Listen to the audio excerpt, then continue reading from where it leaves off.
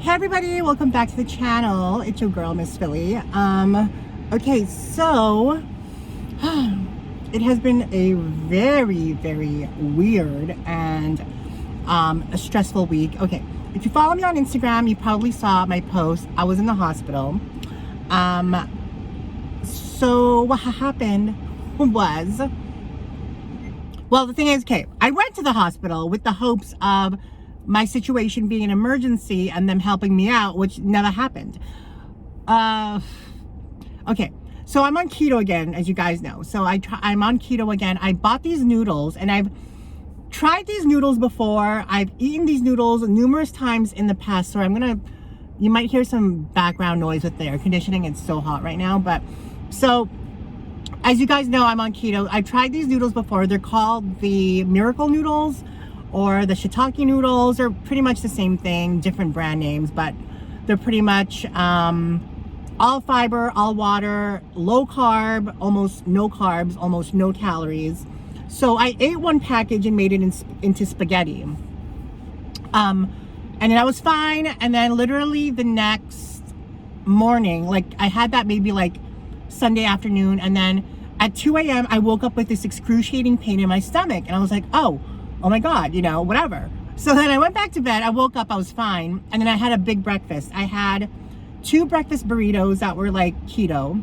And then I had like a breakfast sandwich that was keto as well. And I don't know if that aggravated it more, but throughout the day, my stomach just progressively started getting worse to the point where I felt like I was being stabbed in the stomach every minute. Like every minute. And like, I'm not exaggerating. Take a fucking knife, a butcher knife, jam it in your gut. That's literally what this felt like. I could not sit. I could not lay down. I had to stand up to be comfortable. And I was just, I was waiting it out, hoping it would get better. I took some Gravol, that did nothing. I took some Tylenol, that did nothing. It was just not a fun time. And by the evening, like around 9 or 10 p.m., I just could not handle it. I called Health Links, which is our number to call if you have a medical emergency. And they told me that I better get to the hospital. So I get to the fucking hospital. And then like I get there, they sit me down. First I had to wait, and I'm like literally leaning against the wall in pain. I had to wait like 5 minutes to get in, and then they get in. I had to sit down and wait another 10 minutes. By the time they called me up to the desk, I was like in excruciating pain. I was moaning, I was crying, half my body was on the floor. And they take my blood pressure, they give me more Gravol, and then they send me to the waiting room. And then I was like, look, like my arms are numb, my body hurts, my stomach isn't, and I told them like it hurt, like I couldn't take the pain. Then they give me some Tylenol 3s. That's not gonna do shit. Anyway, they're the medical professionals, so I figured, okay, I might as well listen to these bitches because, maybe they know more than I do because they're trained. Well, actually, no, I have a medical background as well. But I just took it because I was like, at that point, I was willing to fucking pray to Jesus. I was willing to take some Tylenol. I was willing to whore myself in order to get this pain out of my, stomach. So they sent me to the waiting room, and I'm, literally on the floor. I had to, prop the chair against the payphone, and I was leaning against it, and then half my body was on the floor to the point where I couldn't take it anymore. I was waiting there for maybe an hour, and I was moaning and crying, and I'm looking at everybody else in the waiting room, and nobody is they're just sitting there being normal. Nobody there, someone had a broken foot, someone was sick with a fever, and I'm there with pain, give me some morphine, give me some fucking Percocets, I don't know what, give me some fucking Oxycontin, anything to get rid of this pain. So, and then it gets to the point where I'm there for almost 2 hours. I crawl to the fucking nurse's station, and I sit on the chair because I couldn't even talk. My voice was so hoarse. And they're just looking at me like I'm fucking some crazy person. And nobody's saying anything to me. And I'm like, okay, I need to catch my breath. I'm sitting there. And I think I maybe dozed off for 20 minutes. And then all of a sudden I wake up and I'm like, oh, I feel the pain again. I tap on the nurse's station, and she just looks at me and doesn't say anything. And I was like, okay, maybe she's busy. I'll just whatever. And I'm like, oh. I was like that. So then maybe half an hour goes by again. I'm in these excruciating pain. I tap again, like not like crazy. I was just like, excuse me, can I see a nurse please? And she's like, she was on her phone. She looks at me and says, we're busy right now. And then goes back on her fucking phone doing God knows what fucking what. Probably fucking trying to get a date on Bumble or Tinder or something. And I was like, oh my God, really? And I was like, oh my God. And then there was one nurse that was nice to me though. Like she was one that took my blood pressure and all that. Oh, I forgot also they sent me to get my blood work done. And I'm like, oh my God, blood work? Like literally my pain is like right here. I don't need blood work. And then they took my blood and I was like literally like that. I couldn't even feel the needle inside of me. All my whole fucking arm is marked with a bruise. And then they shoved me back into the fucking waiting room, and that's when I had tapped on the glass. And then, okay, so another maybe about half an hour goes by, and like just the pain is literally every minute being stabbed, and I was like, ugh. And I'm also kind of like a person who doesn't like to like disturb people or whatever. So like I was trying to keep it in, like I gotta be like that rather than moaning out in pain. But there were instances where the pain was so unbearable that I had to moan like a motherfucker. So then I was just sitting there like literally on the chair, like leaning against the desk, and then the freaking nurse comes up to me and she's like, ma'am, you can't sit there. And I'm looking, and I get that it's the intake area, but at the same time, there was nobody being intaked right now, okay? Nobody was in that waiting room. Everybody was in the other waiting room, like literally 2 feet away. So it's like, why can't I sit here while I'm fucking pain, you know? What if I fucking pass out over there in the corner dead and you don't even know? Which has happened in my city, okay? And it got to the point where I was like there for 5 or 6 hours, and I was like, you know what? Fuck this. Fuck all of you. Like, I didn't say that to them, okay? But in my head, I was thinking, fuck y'all, fuck all of you. And they said it was like a fucking 15 to 18 hour wait to see a doctor. And I get there's more important people going on, but you don't know what the fuck's happening to me. I could be having my appendix bursting. I could have a fucking stroke. I was like in literal pain. So it got to the point where I just was like, and the thing is, like, I'm not exaggerating. I felt like I was going to die.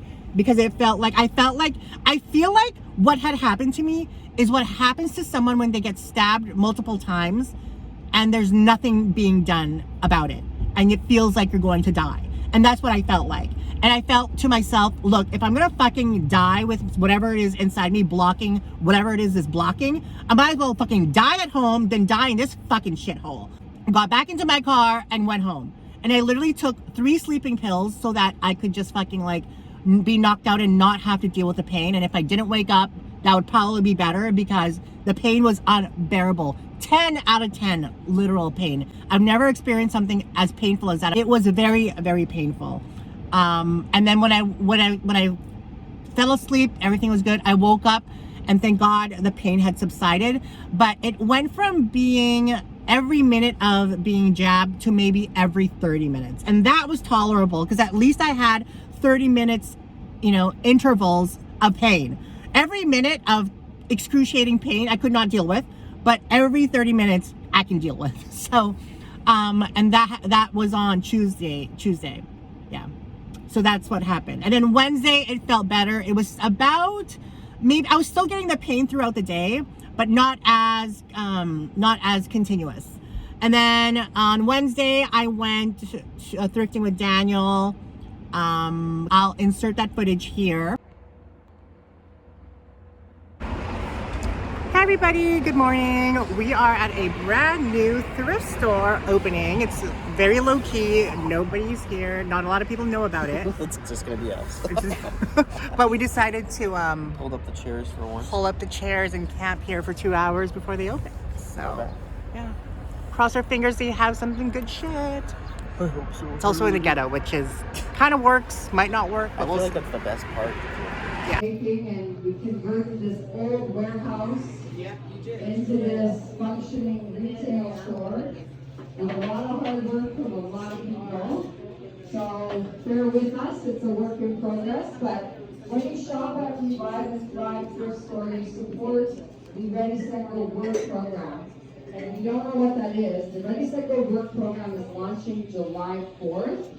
And we take different groups of youth and young adults And we train them in retail, and they have dedicated work waiting for them after they do 8 weeks. All the stuff Daniel got, all the stuff I got. You didn't get a jacket. I put it back. I don't know. Is there anything else in here? Everything's like... Is this number? I never thought anything was here. Yeah. Go ahead.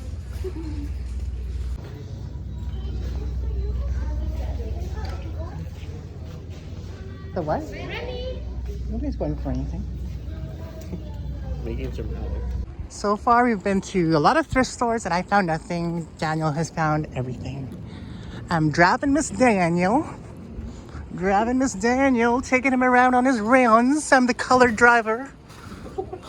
That's a movie. Is it? Yeah. Driving Miss Daisy.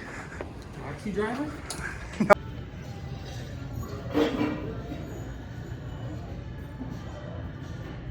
There was a new thrift store opening up and I felt well enough to go with him. We went 2 hours early and I didn't find shit all fuck, but he found some decent shit and it was a pretty cool thrift store. It was nice.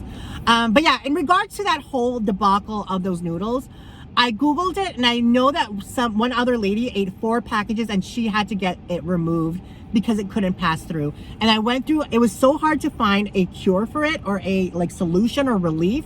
And I finally found a thread on Reddit where they said that if you ate 1 package of noodles, it had the possibility of that happening to people. But I didn't think it would happen to me because I've eaten those noodles before. But regardless, they said that if that happens to you, it'll take about 24 to 48 hours for it to kind of work its way through, but it's going to be hell on motherfucking earth. Like pain beyond belief. And that is definitely what I experienced. So in regards to that, that was that. Yeah, so now we're here Wednesday. I'm out. Daniel is doing his own thing right now, so I had some errands to do. I stopped by Salvation Army in Value Village and I didn't find anything. But what I did want to share with you guys are these bags. I featured them in, or I showcased them in a video, but I didn't really talk about them or go into detail, which I want to show you guys right now. It's Vintage Coach. So Vintage Coach, I love Vintage Coach so much. It is such high quality, very prestigious, very luxurious, very synonymous to when Coach was a luxury brand back in the early 1900s. The first bag that I want to show you is this bag. It is a small little crossbody. It reminds me of the Louis Vuitton Danube. The leather on this is phenomenal. It came complete with a hang tag, brass hardware, adjustable crossbody strap. It is this glove tanned leather that is so luxurious, and then you have the front slit pocket. We paid $25 for this in America, and then we used a 20% off coupon. And then inside is raw leather, and then the date code reads, well, this bag, it's made in USA. All these bags I'm showing you are made in USA. This one is from 1995. So this is a 1995 piece, which is a great year. But yeah, great little crossbody, very unisex. I love it. If I don't sell any of these pieces, I'm more than okay with that, because just the quality of, or having this in your collection would be amazing. So expect to be paying top dollar for it if you want it. This bag I found locally here in Winnipeg at Value Village. This Value Village, actually. We paid a top dollar for it too, $35, and used a 20% off coupon. The leather on this is phenomenal, guys. Again, made in USA, kind of more like a messenger type crossbody bag, flat. Didn't come with a hang tag, but that's fine. And this one was made in USA in 1990 for this one, guys. And it's really nice because all of the little rivets there say like Coach, Coach, Coach. Such a good bag. I love this. Great, you know, very functional. You know, even though it's kind of more of a flat style, it still has like depth to put things in, and the leather on this is softer than a baby's bottom. So one of my favorites is this bag. It is this Coach backpack. It's smaller in size. I love that it has this pocket in the back here, which is kind of cool. Its own little, actually no, it reaches into the back of the bag, inside of the main compartment. Great condition on this. This one did not come with a hang tag, unfortunately, but that's okay. And this one was from 1994. So we have 1990, 94, 95. Great, great, great years. What was popular in 1990? MC Hammer, Paula Abdul, Janet Jackson, Madonna, REM. But this one is in great condition too. There's a little bit of scuffing on the corners, but that can either be like covered up with moisturizer or dyed moisturizer. And I love this bag. It's just, oh, who doesn't want a vintage Coach made in USA backpack that looks super cool? And inside, like, it's a drawstring, but also has that turn lock closure. Look at that. Oh, so cute. Anyway, guys, that's it for this video because I wanted to get a video up. I'm also kind of shocked that all of a sudden I gained like almost 300 subscribers the past couple days. So thank you to whoever is like either sharing my videos, recommending them. I appreciate it. That does give me a little bit of, you know, motivation to do videos. So yeah, I hope you guys are doing well, better than I am. I'm trying to heal myself and make money. But if you don't have a TikTok, open a TikTok, because we can, if you use my referral code, we can share like you can get like a $65 gift card, anywhere between $15 to $65. But benefits you, benefits me, and you get to see a lot of content that I don't post on social media over there. But anyway, guys, I'm doing better. Thank you for all the well wishes on Instagram. I love you guys. I'll see you in the next video. Hopefully we find something tomorrow when we go thrifting with Daniel. I love you. Don't forget to remain positive, productive, and progressive. Keep manifesting those dreams, and I'll see you guys in the next video. Bye.